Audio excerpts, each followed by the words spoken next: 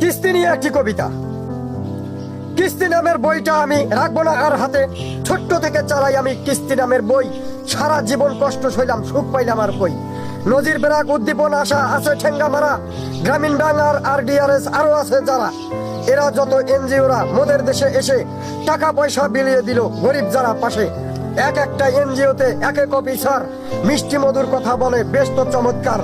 অল্প বেতন চাকরি করি কিস্তির অফিসার, এই গ্রামে কয়েকটা সদস্যের দরকার। আইডি কার্ডটা নিয়ে আসেন, সাথে 2 জনারই ছবি। আপনি একা আসবেন না ভাই, আনবেন সাথে ভাবি। ফর্মটাতে লাগবে ভাইরে 2 জনারই সই, ভাবির হাতে তুলে দেব কিস্তি নামের বই। পিতা মাতা জন্মদাতা ওস্তাদে হয় গুরু, 2001 হইতে আমার কিস্তির জীবন শুরু। নজির হতে কিছু টাকা নিলাম আমি ঋণ, আষাঢ় মাসে বর্ষা আসে কষ্টে কাটে দিন। একটানা 12 বছর কিস্তি চলে ভাই, কত কষ্ট সহ্য করলাম দুঃখের সীমা নাই। কিস্তি জীবন কঠিন জীবন, কিস্তি বড় জ্বালা, কিস্তি ছাড়া যাদের জীবন তাদের জীবন ভালা।